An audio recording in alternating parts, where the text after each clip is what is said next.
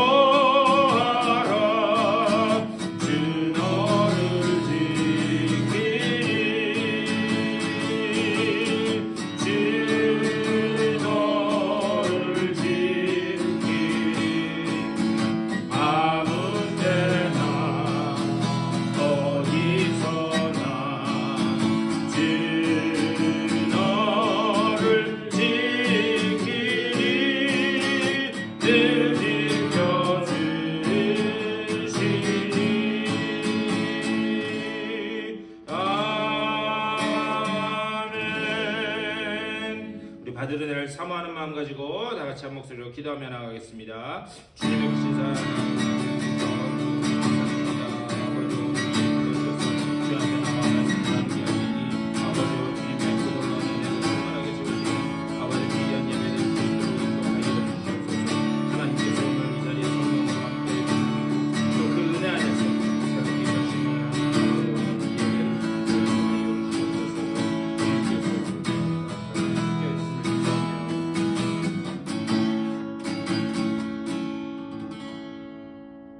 주님의 은혜를 감사드립니다. 오늘 또 수요일 아침에 주님의 말씀을 사모하여 주의 전으로 불러주신 귀한 백성들 주님 앞에 고개 숙였사오니 저들의 머리 위에 주님 예비하신 은혜로 충만하게 채워 주시옵소서. 말씀을 나눌 때에 말씀이 들려지게 하여 주시며 나를 향한 주님의 말씀으로 깨달아지게 하여 주시고 그 말씀을 붙잡고 주님 기뻐하시는 주의 백성들로 다 서는 귀한 시간 될 수 있도록 주의 인도하여 주시옵소서. 감사하고 우리 주 예수 그리스도의 이름으로 간절히 기도드리옵나이다. 아멘. 우리 오늘 요한계시록 13장 말씀 보시겠습니다.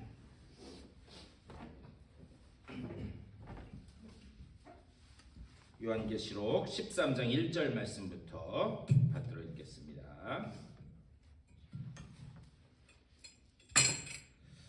우리 계시록 13장 1절부터 우리 10절까지 한 절씩 교독하시겠습니다. 내가 보니 바다에서 한 짐승이 나오는데 뿔이 10이요 머리가 7이라. 그 뿔에는 10 왕관이 있고 그 머리들에는 신성모독이라 하는 이름들이 있더라. 내가 본 짐승은 사람과 비슷하고 그 발은 곰의 발 같고 그 입은 사자의 입 같은데 용이 자기의 능력과 보좌와 큰 권세를 그에게 주었더라. 그의 머리 하나가 상하여 죽게 된 것 같더니 그 죽게 되었던 상처가 나음에 온 땅이 놀랍게 여겨 짐승을 따르고 용이 짐승에게 권세를 주므로 용에게 경배하며 짐승에게 경배하여 이르되 누가 이 짐승과 같으냐 누가 능히 이와 더불어 싸우려 하더라. 또 짐승이 과장되고 신성모독을 말하는 입을 받고 또 42달 동안 일할 권세를 받으니라.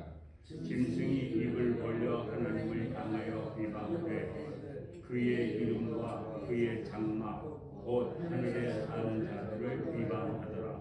또 권세를 받아 성도들과 싸워 이기게 되고 각 족속과 백성과 방언과 나라를 다스리는 권세를 받으니 죽임을 당한 어린 양의 생명책에 창세기 이후로 이름이 기록되지 못하고 이 땅에 사는 자들은 다 그 짐승에게 경배하리라. 누구든지 귀가 있거든 들을지어다. 사로잡힐 자는 사로잡혀갈 것이요 칼에 죽을 자는 마땅히 칼에 죽을 것이니 성도들의 인내와 믿음이 여기 있느니라. 아멘. 오늘 이 말씀 가지고 말씀 나누도록 하겠습니다. 우리 지난주 말씀에 하늘에서 이 12장 말씀 보면은 하늘에서 12장 7절부터 나오죠. 용과 또 천사들의 세력 이렇게 전쟁이 일어났다라고 그렇게 기록됐다고 말씀드렸어요. 근데 그 전쟁은 우리가 생각하는 총과 칼로 싸우는 전쟁이 아니라 뭐였다고요? 법정 공방이었다. 법정 공방. 플레모스라고 하는 그 단어는 전쟁이라고 번역은 되어 있지만 전쟁이 아니라 그것은 법정 용어로 법정 공방이 일어났다.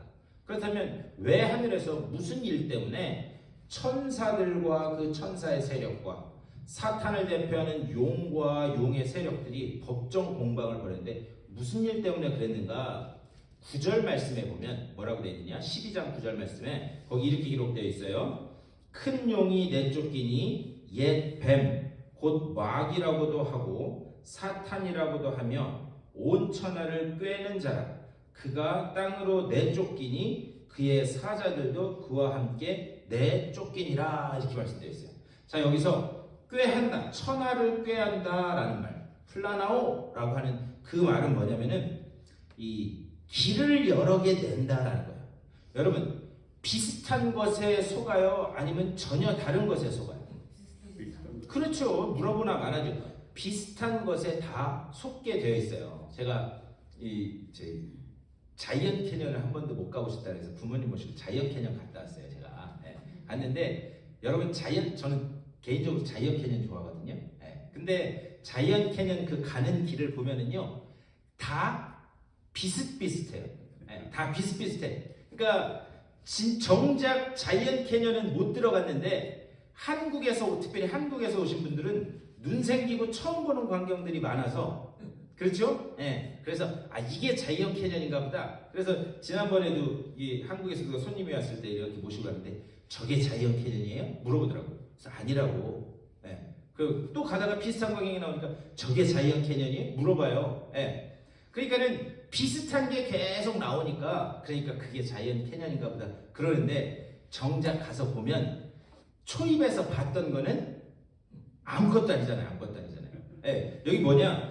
플라나오 천하를 꾀한다라는 말이 뭐냐면 비슷한 거를 여러 개 만들어놔서 사람들을 속고 유혹한다라는 말이에요. 그러니까는 그 비슷한 길을 만들어서 사람들을 유혹하면서 그것 때문에 하나님의 그 임무를 맡아서 하나님의 백성들을 보호하는 그 천사들의 세력과 그리고 이 마귀 사탄이라고 하는 용의 세력과 지금 법정 공방이 붙은 게 12장 7절부터 거기 말씀입니다.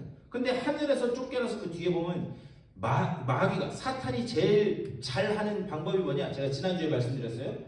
뭐 한다고요? 네, 참소한다는 거예요. 참소는 뭐냐면 그 속에 들어가서 정죄하도록 만든다는 거예요. 네가 그러고도 목사냐? 네가 그러고도 장로냐? 네가 그러고도 권사냐? 계속해서 스스로 정죄하도록 그렇게 만든다는 거죠. 근데 여러분, 우리가 하나님 앞에 온전했었나요? 네? 우리가 온전했었나요? 제가 참 이 목회하면서 여러분들을 만났는데 그 중에 제일 제가 그분의 그 순수한 신앙을 제가 비판하는 건 아닌데 어떤 분이 계셨냐면 그분은 철저하게 말씀대로 살아보려고 한다고 해요. 네. 그런데 그렇게 하면서 문제가 뭐냐면 계속 가족부터 시작해서 계속 정죄를 해요. 그러고도 예수 믿는다고 할 수 있어? 꼭 구원파하는 거랑 어떻게 보면 그분이 구원파는 아닌데 그분은 순수하게 믿어보려고 하는데 구원파듯이 그렇게 너 그렇게 하잖아. 너 그러면서 예수 믿는다고 할 수 있어? 자기 가족부터. 그러니 가족부터 얼마나 힘들겠어요. 그렇게 행동하는 거는 그 구원 못 받은 거예요. 결국에 가정도 그렇게 평탄치 못하고 아니 자기만 순수하게 신앙생활 하면 뭐예요?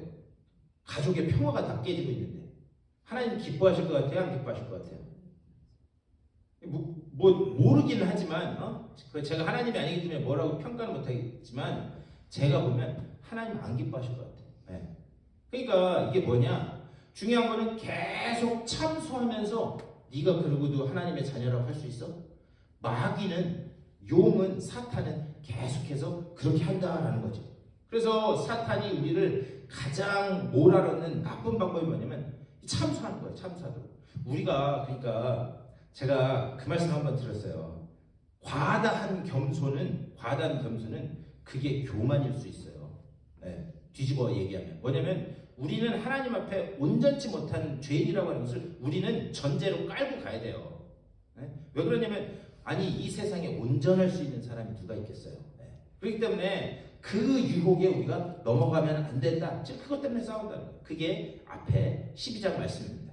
자 그리고 이제 13장 오늘 읽은 말씀 여기 넘어와서 13장 보면 저 끝에 가면 여러분 잘 아는 666 막 이런 게 나와요. 네. 오늘 거기까지 할 수 있을지 모르겠어요. 근데 666 저는 여기 이 요한계시록 여기 꼭 이렇게 성경 공부할 때마다 이 666 하면 생각나는 분이 한 분 계세요. 어떤 권사님인데 지금 하늘나라 가셨는데 권사님인데 그분도 굉장히 그냥 원리 원칙대로 믿어야 된다라고 믿으신 분인데 그 조카 며느리가 출산할 때가 와서 이제 찾아오셨대요. 찾아오셔가지고 내가 너 애 낳기 전에 기도해줄게. 그래서 이제 산딸이 다가왔는데 기도해줄게. 그러면서 하나님 건강도 주시고 막 이렇게 기도한 다음에 제일 마지막에서 뭐라 그러냐? 666, 36은 18. 하나님 18일은 피하게 해주시고. 이거 농담이 아닌 실제 있었던 일이에요 지금. 에? 자 우리 666 숫자 나오는데 그분이 뭐라 그러냐? 자 666, 36은 18. 그러니 하나님은 마귀의 숫자이니 18일은 면하게 해주시고 이렇게 기도하셨대요. 기도받던 그분이 기도를 받다가 너무 웃겨가지고 다른 기도는 하나도 생각 안 나고 666, 36의 18만 생각난다는 거예요. 이게 제가 여러 번 말씀드렸어요. 요한계시록에 나오는 숫자는 상징적인 숫자라고. 그냥 이거 뭐 오늘 이따 하겠지만 간단하게 말씀드리면 이 666이라는 말이 왜 나왔냐면 히브리 그러니까 이 뭐죠? 이 그리스어 헬라어에는 게마트리아라고 하는 이 방법이 있는데 나중에 자세히 말씀드리겠지만 알파벳마다 숫자가 붙어 있어. 알파벳마다 숫자가. 예. 히브리어도 마찬가지거든요. 뭐 예를 들면 뭐 영어 A에 해당하는 알파 거기는 뭐 예를 들면 1 뭐 이런 식으로 숫자가 붙어 있다고요. 근데 이 숫자의 조합을 합쳐보면 뭐라고 나오냐면 네로 가이사 이렇게 돼 있어요. 네로 가이사. 그러니까는 이 당시의 사람들은 666 그러면 그거는 네로 우리를 박해하는 네로 이게 얘기하는구나 이걸 알았는데 근데 우리 같이 전혀 그 지식이 없는 사람들은 숫자에 매몰된다고요. 예, 그러니까 요건 나중에 가서 말씀드리겠지만 하여튼 그런 것도 나오고 13장도 여러 가지 말씀이 나옵니다. 자, 오늘 말씀으로 들어가서 1절 다시 한번 읽어볼게요. 1절 시작. 내가 보니 바다에서 한 짐승이 나오는데 뿔이 열이요 머리가 일곱이라 그 뿔에는 열 왕관이 있고 그 머리들에는 신성모독하는 이름들이 있더라. 2절 제가 읽을게요. 내가 본 짐승은 표범과 비슷하고 그 발은 곰의 발 같고 그의 입은 사자의 입 같은데 용이 자기의 능력과 보좌와 큰 권세를 그에게 주었더라. 이렇게 말씀하고 있어요. 자, 우리 지난주 말씀 보면 하늘에서 어떤 여자가 해산하려고 하는데 용이 입 벌리고 그 아기가 태어나면 낼름낼름 먹으려고 입 벌리고 있는 그 모습이 있었던 거 기억나시죠? 네. 그런데 그 용이 하늘에서 떨어졌다는 거예요. 12장 말씀 보면 하늘에서 떨어져서 이 세상 그 자기에게 주어진 권세를 가지고 이 세상을 지금 어떻게 하려고 하는데 그 떨어진 짐승을 사도 요한이 환상 중에 봤더니 2절에서 뭐라고 얘기하냐? 표범 같기도 하고 또 곰 발 같기도 하고 사자의 입 같은 것도 있고 또 뭐 여러 가지 같다 이야기해요. 그러니까 자기의 언어로 참 표현하기 힘든 처음 본 그런 짐승을 지금 환상 중에 보고 있어요. 그런데 그 짐승이 어떻게 하는가? 어떻게 하든 그 여자의 후손과 싸우려고 바다의 모래 위에 서 있다. 그게 10장 17절 말씀이에요. 자, 그런데 이런 형상들이 나오는데 우리가 제가 한번 예전에 말씀드렸는지 모르겠는데 신약 성경의 계시록, 이 묵시하는 이 계시에 관한 거는 요한 계시록이에요. 그런데 구약 성경에 이 계시에 관한 말씀을 가장 잘 말씀하고 있는 게 다니엘서입니다. 다니엘서. 우리는 다니엘 하면 여러분 다니엘 하면 뭐 생각나세요? 음식. 그렇죠. 사자굴. 음식을 줬더니 안 먹었는데 얼굴빛이 더 채소만 먹었는데 얼굴빛이 더 어떻게 했다고요? 좋아졌다. 어떤 분은 또 그 말씀 하시더라고요. 그래서 채소가 좋은 거라고. 그거 뭐 말 같지도 않은 얘기입니다. 자, 그런데 그것만 생각하지 그 뒤에 10장 이후에 7장 이후의 말씀, 6장 이후의 말씀이 사실 더욱더 이 묵시, 계시에 관한 핵심적인 말씀을 말씀하고 있어요. 자, 그래서 오늘 여기서 읽은 요한계시록 13장 요 말씀은 다니엘서에도 비슷한 이야기가 나오거든요. 그러니까 요한계시록으로 이해 안 되는 거는 다니엘서를 잘 찾아보면 이해하기가 조금 더 쉽습니다. 그래서 여기 표시해 두시고 다니엘서를 보면 도대체 이 표범 같기도 하고 곰발바닥 같기도 하고 이게 도대체 뭐냐? 다니엘서 7장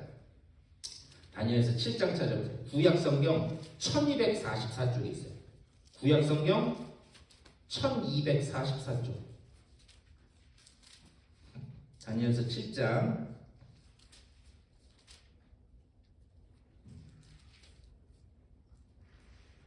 다니엘서 7장 1절 말씀입니다. 1244쪽입니다. 자, 1절 이렇게 말씀해요. 바벨론 벨사살 왕 원년에 다니엘이 그의 침상에서 꿈을 꾸며 머릿속으로 환상을 받고 그 꿈을 기록하며 그 일의 대략을 진술하니라. 2절 시작. 다니엘이 진술하여 이르되 내가 밤에 환상을 보았는데 하늘에 네 바람이 큰 바람으로 몰려 불더니 3절도 다 같이 읽겠습니다. 시작. 큰 짐승 넷이 바다에서 나왔는데 그 모양이 각각 다르더니. 예, 아멘. 자, 지금 여기서 보면 다니엘이 이 환상 중에 이렇게 본 게 그게 뭐냐? 바다에서 짐승이 올라오는 걸 봤다는 거예요, 지금. 자, 짐승이 올라오는 걸 봤는데 그 짐승이 어떻게 생겼는가? 4절. 첫째는 사자와 같은데 독수리에 날개가 있더니 내가 보는 중에 그 날개가 뽑혔고 또 땅에서 들려서 사람처럼 두 발로 서게 함을 받았으며 또 사람의 마음을 받았더라. 5절 시작. 또 보니 다른 짐승 곧 둘째는 곰과 같은데 그것이 몸 한쪽을 들었고 그 입의 이 사이에는 새 갈빗대가 물렸는데 그것에게 말하는 자들이 있어 이르기를 일어나서 많은 고기를 먹으라 하였더라. 예. 그러면서 그 뒤에 이제 우리 6절도 한번 다 같이 볼까요? 시작. 그 후에 내가 또 본즉 다른 짐승 곧 표범과 같은 것이 있는데 그 등에는 새의 날개 넷이 있고 그 짐승에게 또 머리 넷이 있으며 권세를 받았더라. 그러면서 쭉 이야기해요. 그러면서 이제 7절에 보면 그 뿔이 10개고 뭐 이런 이야기가 나타나요. 자, 13장 1절에서 지금 짐승이 나왔다는 거예요. 그 짐승이 머리가 몇 개? 오늘 말씀에서 아까 뭐라 그랬어요? 예? 아이고. 13장 1절 뿔이 10이요 머리가 7이요 그리고 그 뿔에는 어떤 왕관이 있대요? 10왕관이 있대요. 오늘은 이렇게 표시해 놓으시고 이렇게 왔다 갔다 하면서 보겠습니다. 자, 여기 지금 우리 다니엘서를 봤지만 다니엘서에서는 4마리의 짐승이 지금 올라왔다라고 그렇게 기록되어 있어요. 맞죠? 네. 예, 4마리의 짐승이 올라왔다는 거예요. 자, 그런데 9절 오늘 다니엘서 7장 9절 말씀 9절에서 이렇게 말씀해요. 내가 보니 왕좌가 놓이고 옛적부터 항상 계시니가 좌정하셨는데 그의 옷은 희가 눈 같고 그의 머리털은 깨끗한 양의 털 같고 그의 보좌는 불꽃이요 그의 바퀴는 타오르는 불이며 10절 시작. 불이 강처럼 흘러 그의 앞에서 나오며 그를 섬기는 자는 천천히요 그 앞에서 모셔 선 자는 만만이며 심판을 베푸는데 채틀이 펴 놓였더라. 자, 11절 그때에 내가 작은 뿔이 말하는 큰 목소리로 말미암아 주목하여 보는 사이에 짐승이 죽임을 당하고 그의 시체가 상한 바 되어 타오르는 불에 던져졌으며 12절 시작. 그 남은 짐승들은 그의 권세를 빼앗겼으나 그 생명은 보존되어 정한 시기가 이르기를 기다리게 되었더라. 자, 아멘. 자, 여기 보면은요. 자, 지금 요한계시록에서는 짐승이 한 마리가 나왔어요. 그런데 머리가 몇 개? 예, 머리가 10개. 뿔이 10개, 머리가 7개. 그리고 그 뿔마다 10개의 왕관을 쓴 게 요한계시록에 나온 그림이에요. 그렇죠? 예. 자, 다니엘서에서는 몇 마리의 짐승이 나오느냐? 4마리의 짐승이 나오는 거예요. 그런데 여기 지금 우리 12절까지 읽었지만 보면 머리에 무슨 뿔을 쓰고 한 그런 그림은 비슷해요. 자, 그림은 비슷한데 여기는 하나고 여기는 4개예요. 여기까지 이해가 되시죠? 네. 그래서 요한계시록에서 사도 요한이 본 것과 다니엘서에서 다니엘이 본 것이 비슷한데 요거는 뭉뚱그려서 이야기하는 거고 지금 이 넷을 다니엘에게는 하나님이 하나 이렇게 보여주신 거예요. 자, 그런데 이렇게 하나는 뭉뚱그려서 보여주시고 하나는 4개로 보여주셨는데 이 2개는 말씀을 이제 한 절을 읽어서 보면 같은 것인 것을 알 수가 있어요. 자, 그러면서 14절. 자, 14절 다 같이 읽겠습니다. 시작. 그에게 권세와 영광과 나라를 주. 네, 다니엘서 7장 14절이에요. 그에게 권세와 영광과 나라를 주고 모든 백성과 나라들과 다른 언어를 말하는 모든 자들이 그를 섬기게 하였으니 그의 권세는 소멸되지 아니하는 영원한 권세요 그의 나라는 멸망하지 아니할 것이니라. 예, 아멘. 자, 우리 14절 13절에 이렇게 말씀해요. 내가 또 밤 환상 중에 보니 인자 같은 이가 하늘 구름을 타고 와서 옛적부터 항상 계신 이에게 나아가 그 앞으로 인도하매. 자, 하늘 보좌에 그 하나님 앞에 인도해서 갔더니 거기에서 하나님이 뭘 주셨느냐? 14절에서 이 세상 모든 권세와 영광과 나라를 주고 또 모든 백성과 나라들과 다른 언어를 말하는 모든 자들이 그를 섬기게 하였으니. 자, 13절에 나오는 이 인자, 13절에 나오는 이 인자는 누구를 이야기하는 건가? 어린 양이신 예수 그리스도를 지금 이야기하는 거예요. 그래서 그 어린 양이신 예수 그리스도가 하늘 보좌에 계신 하나님 앞으로 나아갔더니 그 하늘 보좌에 계신 하나님께서 인자이신 예수 그리스도에게 모든 권세와 영광과 이런 거를 지금 다 주셨다는 거예요. 그게 14절 말씀이에요. 자, 이거를 지금 다니엘이 환상 중에 봤어요. 근데 7장, 다니엘서 7장 15절. 자, 7장 15절. 시작. 나 다니엘이 중심에 근심하며 내 머릿속에 환상이 나를 번민하게 한지라. 예, 아멘. 자, 다니엘이 이 환상을 봤어요. 근데 지금 이게 무슨 뜻인지 알았대요, 몰랐대요? 몰랐다는 거예요, 몰랐다는 거예요. 그래서 번민하며 근심했다는 거예요. 우리 예전에 우리 다니엘서 처음에 시작할 때 이야기했죠. 인을 떼야 되는데 인을 뗄 사람이 없어서 그래서 내가 슬피 울었다. 이 말씀 나눈 거 기억나세요? 예, 그런 것처럼 다니엘도 아니 하나님의 환상을 보여주긴 했는데 도대체 이게 뭔 말씀인지 뭔 의미인지를 몰랐다는 거예요. 그래서 번민해서 근심했다는 거죠. 자, 그 다음에 다니엘서 7장 16절 시작. 내가 그 곁에 모셔선 자들 중 하나에게 나아가서 이 모든 일의 진상을 묻매 그가 내게 말하여 그 일의 해석을 알려주며 이르되. 예, 자, 번민하면서 도대체 무슨 뜻이야 이게? 그래서 번민하면서 막 이 고민 중에 있었더니 그 하나님 천국 보좌 곁에 모셔선 자들 중에 한 천사가 나타나서 이 모든 일의 진상을 물었더니 답을 해줬다는 거예요. 여기까지 이해가 된다 안 된다? 네, 되죠? 자, 그 다음에 17절 시작. 그 네 큰 짐승은 세상에 일어난 네 왕이야. 예, 아멘. 자, 다니엘서에서 다니엘이 봤던 게 네 짐승을 봤다는 거예요. 네 짐승을. 그런데 이 네 짐승은 뭘 상징한다고 돼 있어요? 17절에? 예, 네 왕이다. 지금 이렇게 이야기하고 있는 거예요. 근데 다니엘서는 역사적인 맥락하고 같이 읽어야 그래야 이 환상이 이 계시가 뭔지를 알 수 있어요. 다니엘서는 언제 이 다니엘서가 기록됐냐면 다니엘이 바벨론의 포로로 잡혀갔을 때, 그러니까 잡혀가기 전에 미리 잡혀가긴 했지만 그 시대를 지금 말하고 있어요. 자, 그렇다면 이 네 왕은 뭘 지금 상징하고 있느냐? 첫 번째 지금 다니엘이 끌려갔던 바벨론의 왕, 바벨론의 왕을 지금 이야기하고 있어요. 바벨론의 왕. 자, 두 번째 왕은 누구냐? 바벨론이 무너지고 어떤 나라가 쓰죠?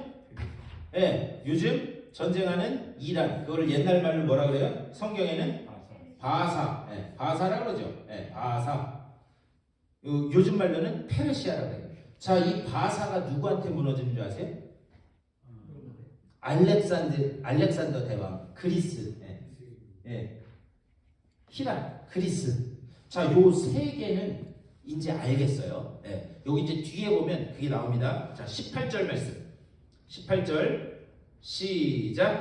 지극히 높으신 이의 성도들이 나라를 얻으리니 그 누림이 영원하고 영원하리라. 예, 아멘. 이건 뭘 이야기하는 거냐면 지금 역사적으로는 절대 무너지지 않을 것 같은 바벨론이라고 하는 나라도 뜨고, 바사라고 하는 나라도 뜨고, 전 세계 가장 큰 왕국을 이뤘던 알렉산더 대왕 그리스도 뜨고, 하지만 결국에는 영원했던 바벨론도 영원했어요? 아니죠. 영원할 것 같았던 나라가 무너지고 바사가 이거 정복해서 바사가 영원할 줄 알았는데 바사도 무너지고 그리스가 영원할 줄 알았는데 그리스 알렉산더 대왕도 결국에는 무너지고 세상에 수많은 나라들 세상의 그 힘은 뜨고 지지만 18절에서 뭐라고 그러느냐? 지극히 높으신 이의 성도들이 나라를 얻으리니 그 누림이 영원하고 영원하리라. 자, 하나님의 그 백성들이 아무리 세상 나라들은 뜨고 지고 할지라도 하나님의 백성들이 살고 거기에서 누리게 될 그 나라는 어떻다고요? 영원한 나라.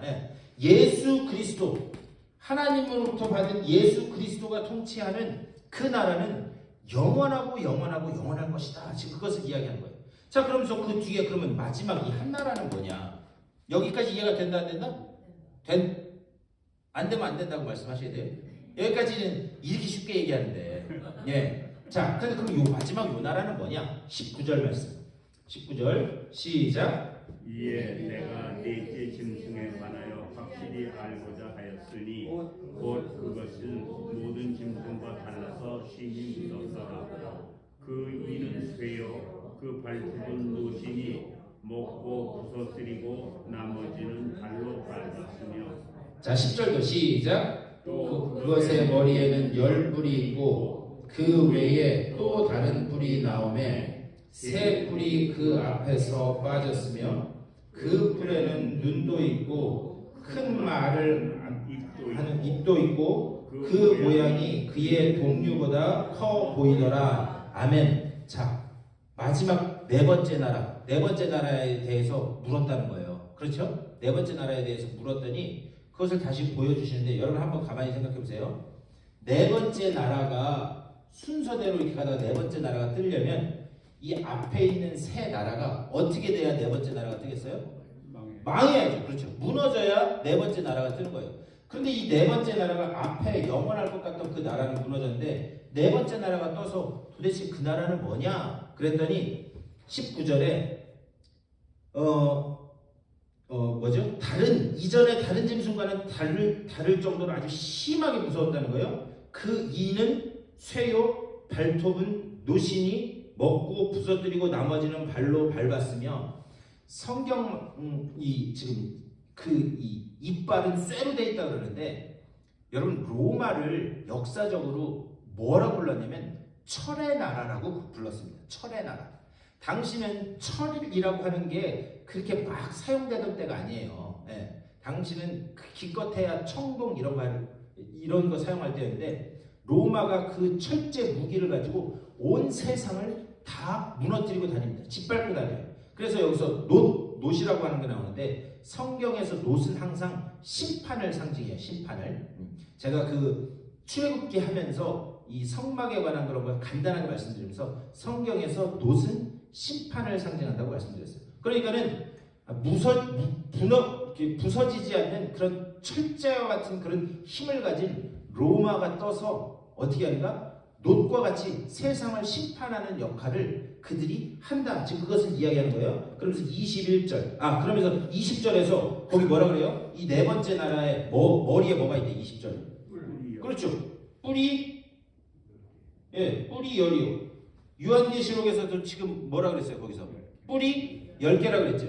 자, 다시 한번 다니엘에게는 하나님이 4개를 따로따로 보여주신 거예요.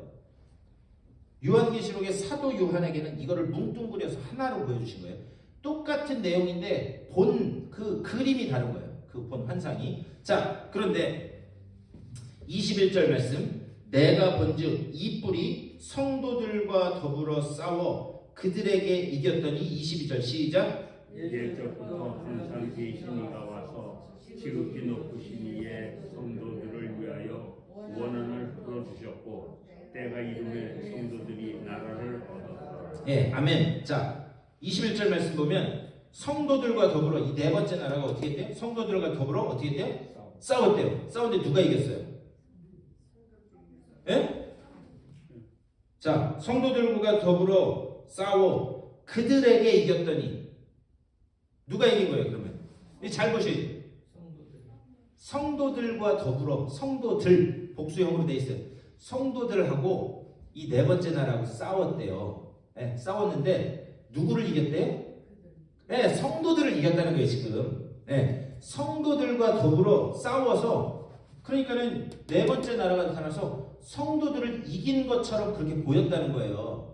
그 잘 보시면 성도들과 더불어 싸웠는데 22절 말씀 옛적부터 항상 계시니가 와서 자 성도들이 지금 전쟁에서 졌으니까 풀이 죽어 있고 아주 그냥 다 기가 꺾여 있을 거 아니에요. 그때 어떻게 하는가? 옛적부터 항상 계시니가 와서 지극히 높으신 이의 성도들을 위하여 지금 의기소침해 있고 낭망해 있는 그 성도들을 위해서 뭐라 그러냐? 원한을 어떻게 해주신대요?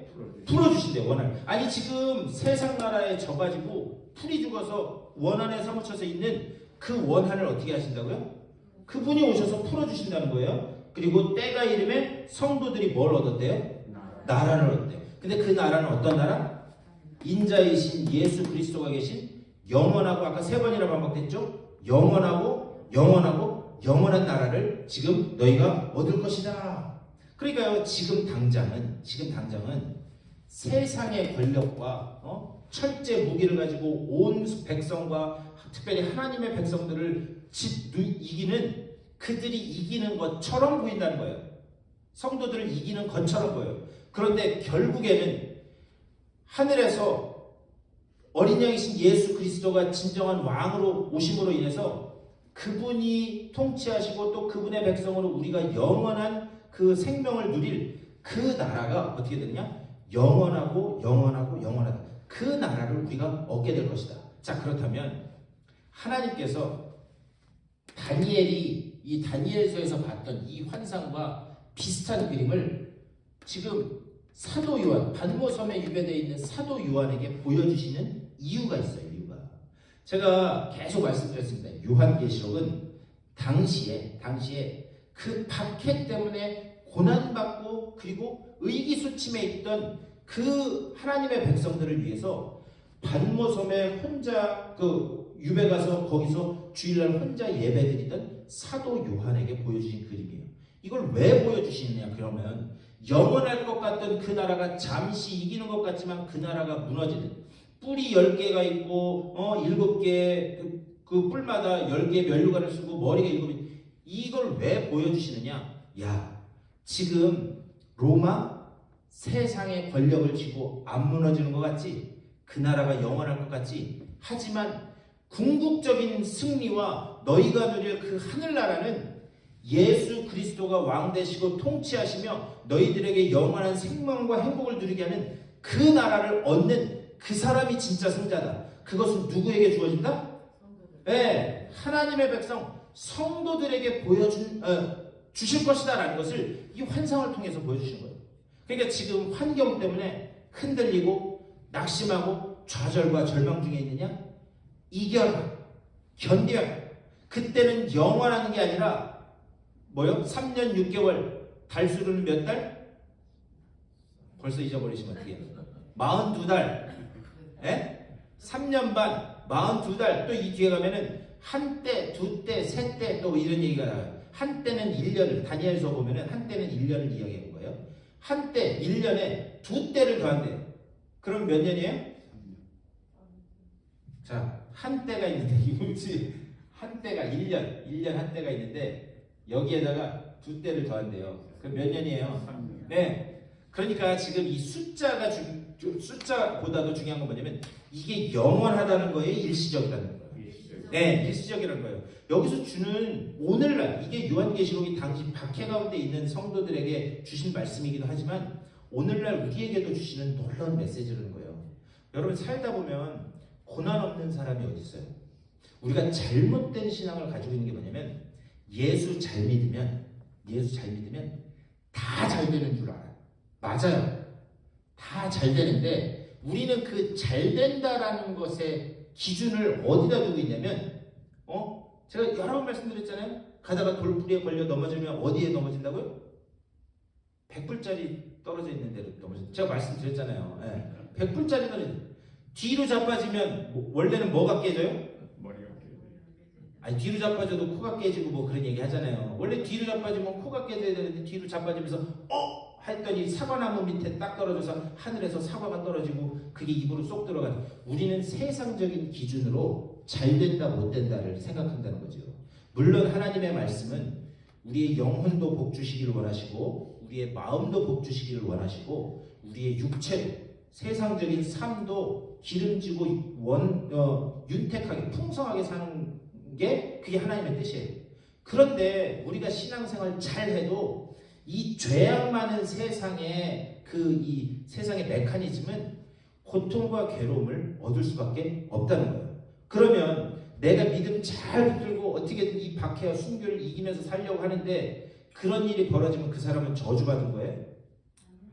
제가 무슨 말씀 드리는지 이해가 되세요? 네. 그러니까 이 세상은 죄악이 이 땅에 들어옴으로 인해서 어떻게 하는가? 그런 일들을 겪을 수밖에 없다는 거죠. 하지만 하나님의 말씀이 이런 환상들을 통해서 보여주면서 하시는 말씀은 뭐냐? 힘들지? 어렵지? 괴롭지? 야, 걱정하지 마. 하지만 내가 누구와 함께 하겠다? 누구와 함께 하겠다? 아이 너라 그러면 자기한테는 함께 안 하실 것처럼 여겨지잖아요. 누구 함께 하신다고요? 우리와 함께 아니 우리가 뭘 중에 누구 함께 한다고요?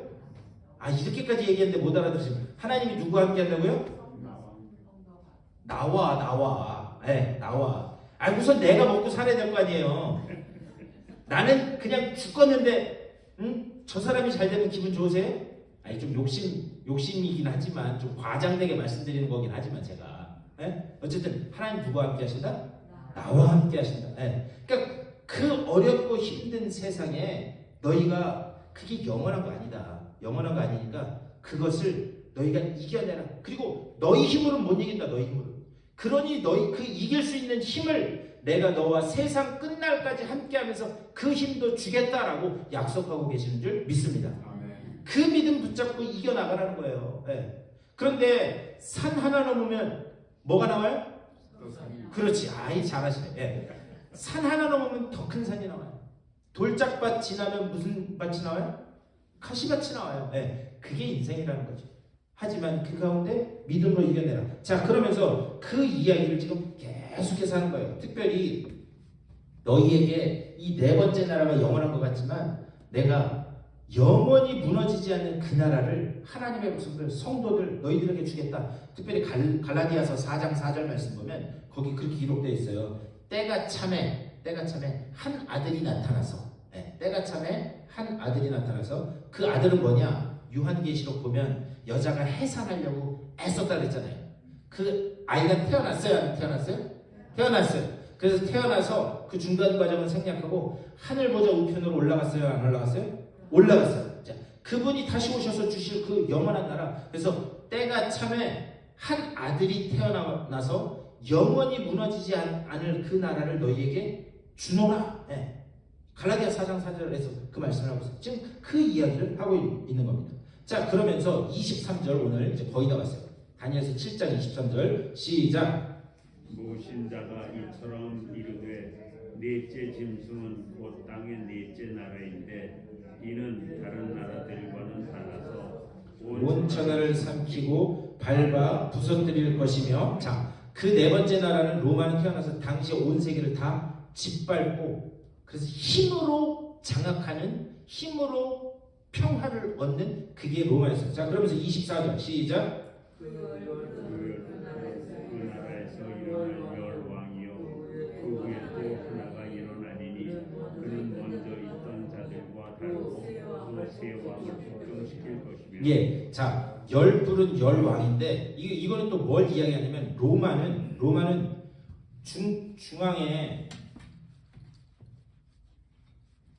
로마는 어떤 식으로 했냐면 중앙에 로마라고 하는 나라가 있으면 이 로마라고 하는 나라의 모든 권력은 누구에게 집중되어 있었느냐? 황제에게 집중되어 있어요. 그래서 이 황제는 신이었어요. 신. 제가 여러 번 말씀드렸어요. 당시 기독교인들이 힘들게 살 수밖에 없었던 게 황제에게 모든 권력이 집중되다 보니까 이 황제는 사람이 아니었어요. 뭐였느냐? 신이었어요. 신. 그래서 뭐라 그러냐? 모든 영광은 황제 가이사에게. 가이사가 우리 주님입니다라는 것을 고백해야지만 경제 활동을 할 수 있었다고요. 근데 예수 믿는 사람들, 그리스도인들에게는 오직 주인은 누구밖에 없어요? 예수 그리스도밖에 없었다는 거예요. 예수 그리스도밖에 없는데 황제가 주인이십니다. 이 고백을 못하니까 경제 활동을 못했다는 거죠. 그래서 이 모든 이 파워, 힘은 황제에 있는데 나라가 워낙 넓잖아요. 나라가 워낙 넓으니까 이 로마는 통치하는 시스템이 뭐냐면 꼭 옛날 중국이 그랬던 것처럼 지역별로 나눠서 어떻게 했어요? 총독 같은 사람들을 세우고 왕 같은 사람들을 세우고 그들에게 권력을 이렇게 나눠서 분산해줬어요. 하지만 권력은 분산해주지만 이 사람들은 철저하게 누구에게 복종하는 사람들이에요? 자기에게 권력 준 황제에게 복종하는 사람들이에요. 이 로마의 시스템이 이랬습니다. 지금 환상 중에 네 번째 나라에 대해서 지금 그 수천 년 전에 수백 년 전에 다니엘에게 지금 이 모습을 환상으로 지금 보여주시는 거예요. 자 그러면서 거기 25절 뭐라 그러냐? 그들이 세상 모든 것을 복종시키는다는 거예요. 근데 25절 시작. 그가 장차 지극히 높으신 이를 말로 대적하며 또 지극히 높으신 이의 성도를 괴롭게 할 것이며 그가 또 때와 법을 고치고자 할 것이며 성도들은 그의 손에 붙임 바 되어 한 때와 두 때와 반 때를 지내. 예, 아멘. 자, 이 네 번째 나라가 일어나서 성도들을 괴롭히고 짓밟고 고난과 박해 가운데 밀어넣을 거예요. 밀어넣는데 그게 한 때와 여기 뒤에 뭐라고 그랬어요? 한 때와 두 때와 또 뭐가 더해진대요? 반때. 한 때가 몇 년? 1년. 한 때, 두 때, 그리고 반 때가 더해지면 3년 반. 3년 반 42개월. 자, 요한계시록 우리 계속 나왔잖아요. 예? 42달 동안 며칠? 7만 그 숫자 저도 7만 며칠 뭐 나오잖아요 이거. 예. 예. 7만 며칠인가? 1400 몇십일이었나? 예. 하여튼 1260. 네, 1260일. 네, 아유, 그 말씀해 주셔서 감사해요. 1260일. 우리 봤죠? 11장, 12장 하면서. 처음 듣는 얘기예요? 들으셨잖아요. 네. 그게 다 뭐냐, 지금. 영원할 것 같은 그 나라도 영원하지 않다라고 하는 것을 지금 여기서 말씀하는 겁니다. 그러면서 26절, 시작. 자, 7장 26절, 시작. 그러나 심판이 시작되면 그는 권세를 빼앗기고 완전히 멸망할 것이요. 예, 아멘. 자, 영원할 줄 알아서 막 자기가 철장을 휘두르고 다녔는데 하나님의 궁극적인 심판이 시작되면 어떻게 된대요? 권세를 빼앗기고 완전히 멸망한대요. 자, 27절 시작. 나라와 권세와 온 천하 나라들의 권세가 지극히 높으신 이의 거룩한 백성에게 붙인 바 되리니 그의 나라는 영원한 나라이라. 모든 권세 있는 자들이 다 그를 섬기며 복종하리라. 자, 28절 시작. 그 말이 이에 그친지라. 나 다니엘은 중심에 권민하였으며 내 얼굴빛이 변하였으나 내가 이 일을 마음에 간직하였느니라. 아멘. 이 무슨 얘기냐면, 자, 영원할 것 같은 나라가 결국에 무너지면서 하나님의 영원한 나라가 임할 때에 세상 모든 권세와 이런 것들을 그 하나님의 그 믿음 지키고 산 하나님의 백성들에게 주시겠다는 거예요. 주시겠다고 했는데 여기 제일 마지막에 7장 제일 마지막에 왜 근심하며 번민했다라고 그러느냐. 지금 세상의 마지막 때에 뜨고지는 이런 것을 환상을 보면서 성도들이 당할 고통과 고난 이런 것들을 환상을 보면서 이 참 힘들겠구나 라고 하지만 그 말씀을 어떻게 했냐? 마음에 간직했다. 자, 이 말씀을 하고 있어요. 자, 이제 오늘 말씀으로 넘어와서 13장. 왜 요한계시록 13장 하면서 다니엘서 여태까지 다 읽었느냐? 예? 왜 읽었느냐? 요것만 보면 잘 이해가 안 가요.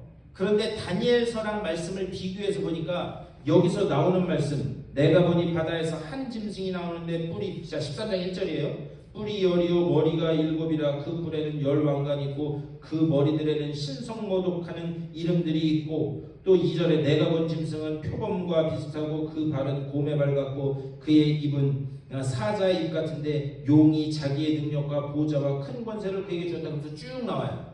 요 말씀만 보면 이게 도대체 뭐지? 그런데 4개로 보여주셨던 이 환상을 하나의 환상으로 보여주시면서 이게 지금 뭐에 관해서 이야기하는 건지를 말씀하는 거예요. 이 말씀을 받는 로마 시대를 사는 그 백성들에게 그리스도인들에게 하나님 말씀하시는 거예요. 그가 이 앞에 거를 무너뜨릴 만큼 그렇게 힘있고 능력 있는 것 같아도 걱정하지 마. 내가 반드시 너희에게 궁극적인 최후의 승리를 허락할 거야. 지금 이거를 가장 무기력한 주일날 같이 예배드릴 사람도 없어서 혼자서 예배드리다가 환상을 보는 그 사도 요한에게 그 말씀하시는 거예요. 자, 그건 뭐냐? 당시에 흩어져 있던 그리스도인들도 어디 나가서 나 예수 믿어요? 얘기할 수 없을 만큼 그렇게 완전히 고립되고 독립된 것, 외로운 것 같은 그런 속에서 순수하게 믿음을 지키려고 했다는 거예요. 하지만 하나님이 그 비슷한 처지인 사도 요한에게 환상을 통해서 말씀하신 걸로 인해서 너 지금 혼자 있는 것 같지? 걱정하지 마.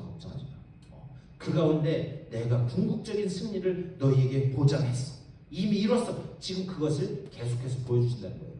여러분 중요한 게 뭐냐면 여러분 이 최후의 승리를 믿으십니까? 아멘. 네? 최후의 승리를 믿으세요? 여러분 중요한 건 제가 그 누가복음 15장 말씀 여러 번 드렸어요. 누가복음 15장이 돌아온 탕자에 관한 말씀이에요. 근데 제가 그동안 말씀드릴 때는 이 집 나간 둘째 아들 이 죽일 놈 제가 여러 번 말씀드렸어요. 아버지 살아계실 때 유산 달라고 그러면 그 뭐라고요? 아니 그냥 죽일 놈인데 그게 뭘 의미하냐면 그 죽일 놈이 맞아요. 뭘 의미하느냐? 유대인들은 아버지가 죽지 않으면 유산을 상속했다 안 했다? 안 했어요. 아버지 버젓이 두 눈 시퍼렇게 뜨고 살아계신데 유산 주세요. 그것은 다른 말로 바꿔서 얘기한 거다? 아버지 빨리 돌아가세요. 그 얘기라고 제가 말씀드렸어요. 아니나 다를까 아버지는 이거 저도 저놈 어렸을 때부터 자라온 그걸 내가 보니까 이거 금방 날리고 오겠어. 예. 그걸 알지만 아버지는 준 거예요. 결국 나가서 어떻게 했어요? 다 탕진하고 돼지 키우는 데서 이렇게 있다가 그러다가 자각하는 거죠. 야 내가 지금 여기서 뭐하고 있는 거냐. 아버지 집에는 먹을 것도 많고 풍족한 것이 많고 알았어요 몰랐어요? 아버지 집에 있다는 거를 알았어요. 알면서도 나간 그놈이 예? 예, 제가 아까 어떤 놈이라고 했어요? 알면서도 나간 놈이 죽일 놈이지. 이게 성경 공부하면서 자꾸 놈 그래서 죄송한데. 예, 그래서 어떻게 하니까 자각하고 그래 아버지 집으로 가자. 그때에 아버지 집으로 아버지 품으로 들어가는 순간 아버지가 멀리서 보고 쿡 껴안는 품에 안기는 순간 그 둘째 아들은 다 해결된 거예요. 다 해결된 거예요. 근데 제가 그동안은 그 아버지 품으로 돌아오는 거에 대해서만 계속 말씀드렸는데 그 집에 있던 형을 한번 생각해 보세요. 그 뒤에 우리 거기까지만 읽고 그 뒤에는 안 읽는데 그 큰아들은 어떻게 했어요? 밖에 나가서 새벽별 보고 나가서 죽어라 땅 밥 깔고 돌멩이 파려고 그리고 고추 따고 뭐 열매 따고 이렇게 했다고. 그러다가 죽어라고 고생하다가 집에 와봤어요. 집에 왔더니 뭐가 벌어졌어요? 잔치가 벌어졌어요. 잔치가. 예. 근데 그것도 어떤 잔치? 어떤 놈을 위해서? 죽일 놈을 위해서 잔치가 벌어진 거예요. 그러니 여러분 한번 입장을 바꿔놓고 생각해보세요. 여러분 죽어라고 고생했어요. 죽어라고. 예? 죽어라고 힘들고 했는데 어디 가서 일을 했는데 예를 들면 직장에서 여러분들이 죽어라고 고생을 했는데 어떤 한 동료 직원이 회사 기밀을 싹 빼가지고 옆에 회사 돈을 엄청 막 많이 받고 이직을 했어요. 예? 이직을 했다가 거기서 일이 잘 안 돼서 꼬여가지고 다시 그 회사의 정보를 홀딱 갖고 왔다고 생각해요. 이게 비유예요. 왔다고 생각했어요. 그랬더니 회장님이 아이고 잘했다. 그러면서 막 잔치를 열어줬어요. 근데 여러분은 그 회사에 뼈를 묻고 내가 죽어도 여기 책상 위에서 죽으리라고 죽어라고 했는데 자기한테는 한마디도 안 하다가 그렇게 회사 어렵게 해놓고는 나갔던 놈이 다시 들어왔는데 회장님이 잘한다고 칭찬을 해준다라고 한번 상상을 해보자고. 상상. 여러분 기분이 좋겠어요? 나쁘겠어요? 두말하면 잔소리죠. 예. 기분 나쁘겠죠. 근데 이거는 그냥 회사 문제도 아니고 가족 간에도 그런 거예요. 그 둘째 아들에게 줄 유산은 이미 다 줬어요. 예. 그러니까 더 이상 잔치고 뭐고 할 게 없다고. 그러니까 큰아들이 와서 뭐라 그러느냐? 뭐라 그랬어요? 입이 몇 발 나왔어요? 입이 몇 발 나왔어요? 10발은 그렇지 대발은 나왔겠죠. 입이 대발은 나와서 뭐야? 난 죽어라고 이랬더니 나한테는 아무것도 안 해주고 이게 뭐야? 아버지가 그 표정을 봤을까요? 못 봤을까요? 봤죠. 봐서 그 뒤에 와서 그 아버지가 하는 말씀이 뭐예요? 야 아들아 너 가만히 생각해봐. 내가 지금 가지고 있는 모든 거는 다 누구 거야? 네 거야. 네, 내가 지금 가지고 있는 지금 이 모든 것 하물며 저 둘째 아들을 위해서 잡아준 저 소까지도 다 네 거야. 다 네 거. 그런데 저 집 나갔던 저 녀석은 어떻게 했다 돌아온 자식이라고요? 잃었다. 죽었다가 돌아온 살아온 자식인데 죽었다 살아온 자식. 사실 예수님이 이 비유를 하신 그 초점은 여기에 있는 거예요.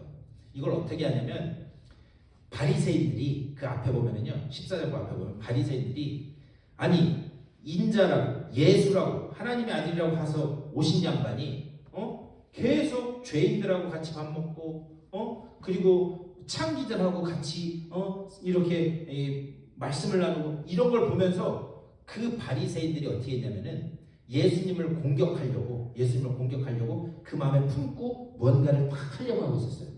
그때 예수님이 세 가지 비유를 촥촥촥촥 하시는데, 일은 동전의 비유, 일은 양의 비유, 그 다음에 일은 둘째 아들의 비유를 하시는 거예요. 자, 여러분, 일은 동전의 드라크마의 비유는 뭐예요? 어떤 사람이 동전 가지고 이렇게 세다가 동전이 어떻게 했어요? 동전이 굴러 떨어졌다는 거죠. 지금이야 이런 불이라도 밝은 게 있으니까 그때 불도 없을 테니까. 그래서 촛불을 켜서 일은 우리를 치면 쿼터 하나 잃어버렸어요. 쿼터. 그래서 쿼터 하나 찾으려고 어떻게 해요? 온 집안을 샅샅이 다 찾아요. 그래서 딱 봤더니 저 구석 피아노 밑에 쿼터 하나가 있는 거예요. 그래서 그 쿼터를 찾았대요. 쿼터를 찾아서 뭐 했대요? 동네 사람 다 불러서 잔치했대요. 여러분 이해가 되세요? 쿼터 하나 찾고 돈을 얼마 썼어요? 1,000불 쓴 거예요. 네? 오늘날 비유로 하면. 자, 일은 양의 비유. 양을 가다가 양 한 마리가 없어졌어요. 그래서 100마리가 있는데 그 한 마리를 찾기 위해서 99마리는 어떻게 했어요? 내버려 두고 가서 찾아가지고 온 거예요. 그것도 잃었던 걸 되찾는다. 지금 이 둘째 아들의 비유도 그것을 말씀하는 거예요. 잃었던 걸 되찾는다. 그러니까 그 큰 아들은 바리새인들이 지금 이렇게 대입이 되는 거예요. 바리새인들이 그런 거예요. 아니 하나님의 아들이라고 와서 저 죄인들하고 같이 있어? 그러면서 툴툴툴툴 대려고 입이 대빨 나온 바리새인들을 향해서 예수님이 말씀하시는 거죠. 야, 죽었던 거 다시 찾은 거 아니냐? 잃었던 거 다시 찾은 거 아니냐? 그런데 이미 이 모든 것들은 하나님이 너희들에게 주셨는데 거기에는 조금 더 한 걸음 더 들어가면 예수님의 날카로운 지적이 있는 거예요. 너희들 한 번이라도 지금 이 모든 것들이 이미 나에게 주어졌다라고 하는 그 믿음 가지고 신앙생활 해본 적 있어? 지금 그것을 질문하고 계시는 거예요. 그러니까 잃었던 걸 찾아서 너희가 기뻐하고 즐거워하는 이거를 불평하기 이전에 이미 하나님께서 너희에게 이 최고의 승리를 주셨다라고 하는 그 누림의 단계로 왜 나아가지 못하느냐? 예수님은 그거를 지적하고 계신다라고 하는 사실이에요. 제가 이 말씀 드리는 이유는 뭐냐? 이 최후의 승리는 이미 나에게 주어진 줄 믿습니다.